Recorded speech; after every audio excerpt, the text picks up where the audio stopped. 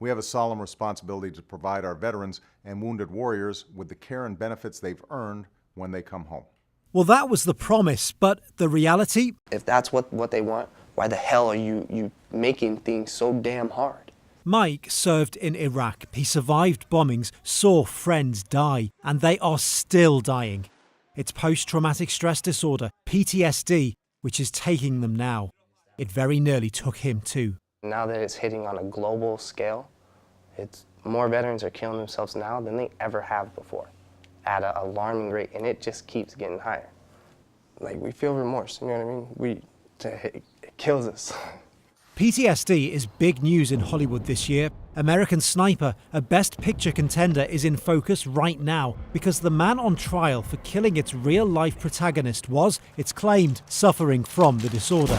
And there's a strong dose of reality in the Best Documentary Shorts category. This film, a stark look at the men and women who man telephone helplines, talking suicidal war veterans out of killing themselves. There are around 22 million war veterans in the United States. In fact, they represent just under 10% of this country's homeless population. Los Angeles County has the highest concentration, and it is a hugely political issue.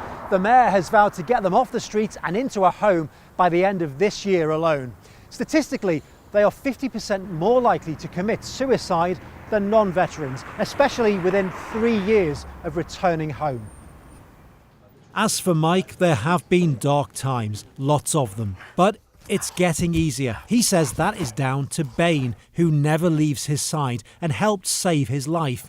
I had already planned out how I was going to exit this world, you know. He got on the knife and then kind of shrugged down a little bit. So I'm screaming at him, you know, get off of the knife, and he didn't do it.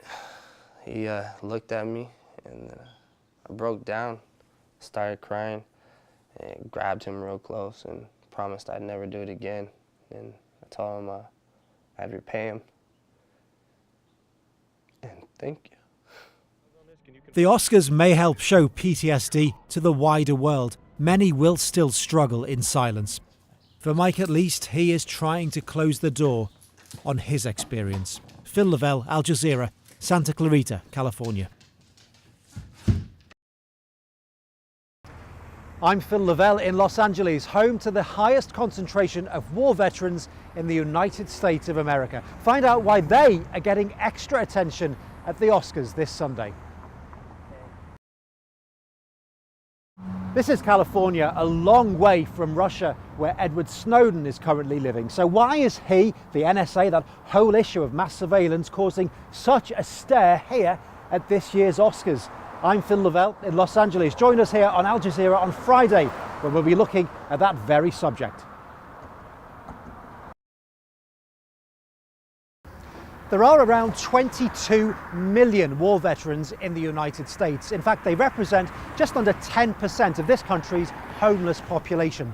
Los Angeles County has the highest concentration, and it is a hugely political issue. The mayor has vowed to get them off the streets and into a home by the end of this year alone. Statistically, they are 50% more likely to commit suicide than non-veterans, especially within 3 years of returning home.